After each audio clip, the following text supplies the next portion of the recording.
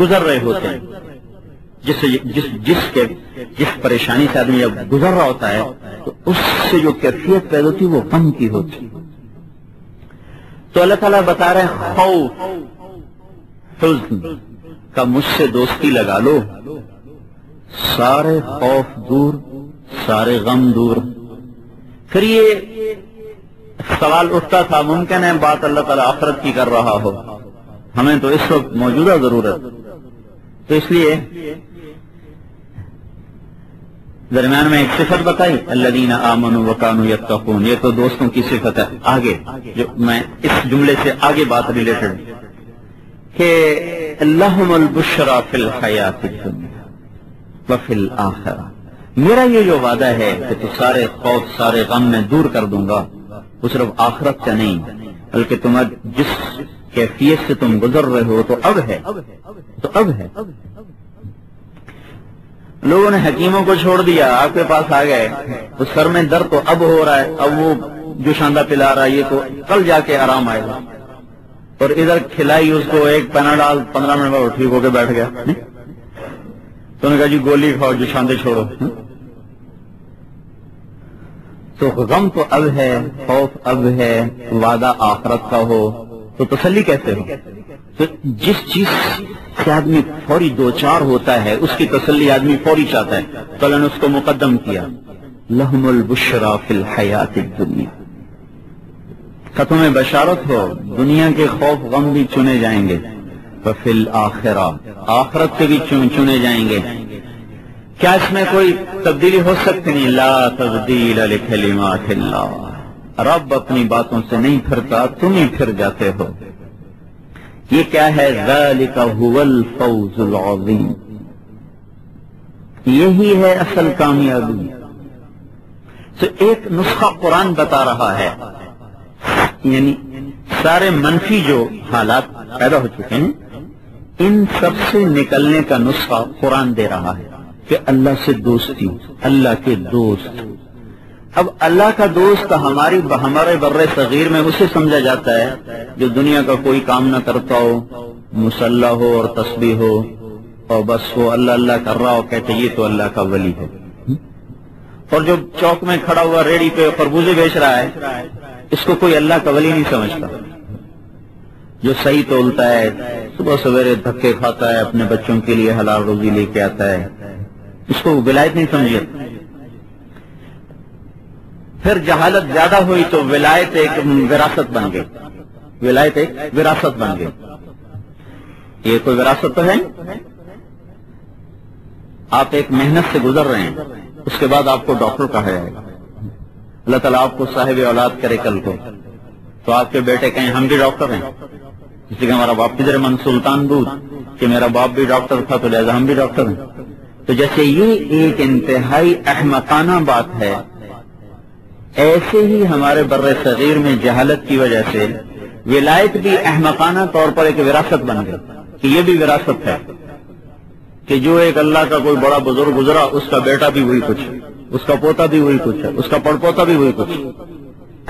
جہالت کی وجہ سے یہ بھی ایک عہدہ بن گیا، عہدہ، حالانکہ یہ عہدہ نہیں، یہ ایک جہد ہے، عہدہ نہیں جہد ہے، محنت ہے کہ جو اللہ سے تعلق بنانے کے لیے جان مارتا ہے اللہ اس کو دے دے، جو نہیں مارتا اس کو نہیں ملتا۔ اس کا نسب سے تعلق کوئی نہیں، خاندان سے تعلق کوئی نہیں۔ ابو لہب سے بڑا کون ہوگا خاندانی؟ جو قریشی بھی ہے، ہاشمی بھی ہے، وہ سردار بھی اور چچا رسول ہے، لیکن قرآن کیسے بولا؟ تبت یدا ابی لہب وتب، ایسا سخت جملہ شخصی طور پر کسی کے لیے قرآن نے استعمال نہیں کیا جیسے ابو لہب کے لیے، نام کے ساتھ۔ ولید بن مغیرہ کے بارے میں بھی آیا ہے لیکن اس کا نام نہیں آیا، اس کا تو خاص نام آیا، اس کو بھی قرآن نے تنبیہ کی، عتل بعد ذلک زنیم ان کان ذا مال و بنین، لیکن اس کا تو نام لیا، تبت یدا ابی لہب وتب۔ اللہ نے ابو جہل کا نام نہیں لیا پورے قرآن میں، اس کا نام لیا تنبیہ اور ڈانٹنے کے انداز میں۔ تو نہ نسب نہ حسب کچھ بھی کام نہیں آیا۔ اور بلال حبشی، ابن حبشی، غلام ابن غلام، اور آپ نے فرمایا جب میں قبر سے اٹھوں گا تو میرے دائیں طرف سے ابو بکر اٹھے گا اور بائیں طرف سے عمر اٹھے گا اور میرے پیروں سے بلال کو اٹھائے گا. حضرت بلال کی قبر شام میں ہے. آج تک اس کی حضرت بلال کی قبر شام میں ہے. اٹھائے جائیں گے حضور صلی اللہ علیہ وسلم کے روضہ اطہر سے. عزت، سیادت، قیادت، شرافت کہاں سے؟ تو اللہ سے تعلق کا بن جانا میرے عزیزو یہ دنیا اور آخرت کے مسائل کا حل ہے. یہ تو اللہ نے منفی کا جو ذکر کیا نا، خوف دور، غم دور. اچھا اب اللہ کے دوست ہیں کون؟ یہ بھی قرآن سے جواب ملتا ہے، ان اولیاؤہ الا المتقون. تو اللہ نے ہر ایک کو یہ ان، ایک تلوار ہے ان کی اور ایک ہے اللہ کی. اللہ نے ایسے دو دھاری تلوار چلائی ہے.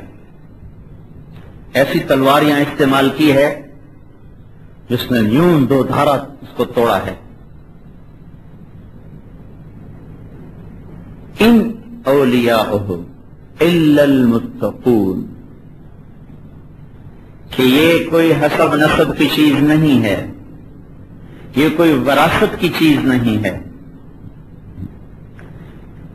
سوائے تقوی والوں کے اللہ کا اور کوئی دوست نہیں ہے. سوائے تقوی والوں کے اللہ کا اور کوئی دوست نہیں ہے. نہیں ہے اس کے دوست سوائے تقوی والوں کے. لفظی ترجمہ اور بامحاورہ تقوی والوں کے سوا اللہ کا کوئی دوست نہیں. تو اللہ سے تعلق بنانے کا راستہ تقوی. جب تقوی آئے گا تو پھر کیا ہوگا؟ پہلے منفی چیز آئی، اب مثبت پہلو آ رہے. وَلَوْ أَنَّ أَهْلَ الْقُرَىٰ آمَنُوا وَاتَّقَوْا لَفَتَحْنَا عَلَيْهِمْ بَرَكَاتٍ مِّنَ السَّمَاءِ وَالْأَرْضِ.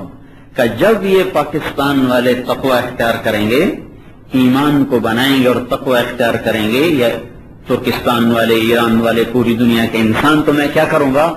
زمین اور آسمان کی برکتوں کے دروازے ان پر کھول دوں گا. لَأَكَلُوا مِن فَوْقِهِمْ، اوپر سے بھی رزق آئے گا.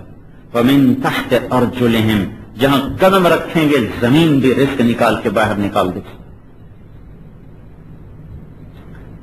تو جب تقوی آئے گا تو زمین آسمان کی برکتوں کے دروازے کھلیں گے.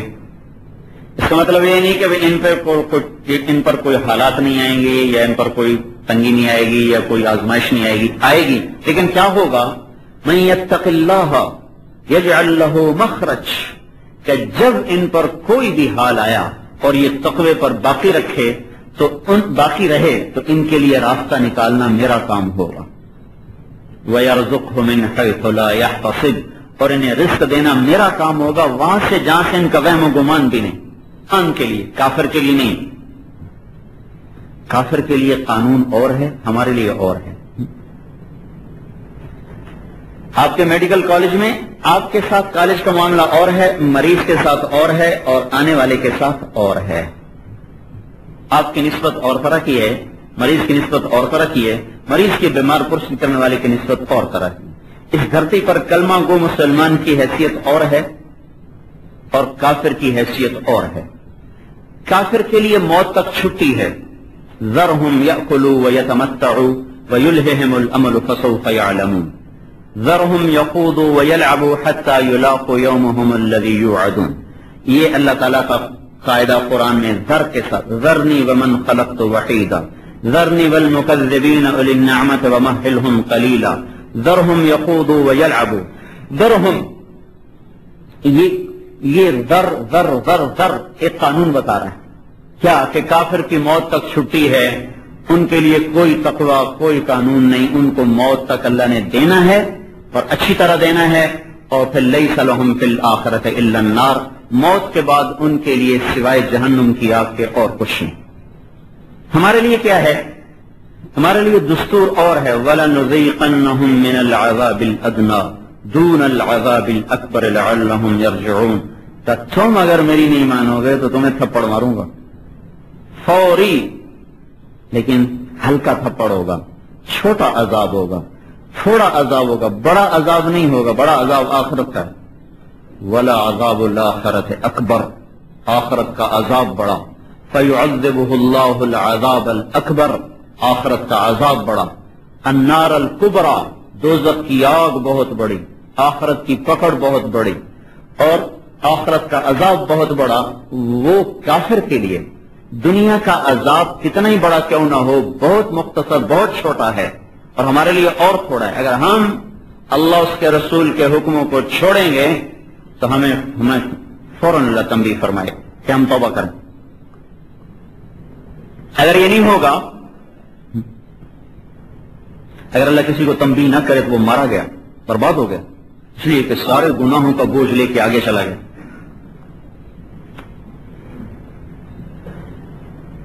اللہ تعالیٰ اتنا اس امت پہ مہربان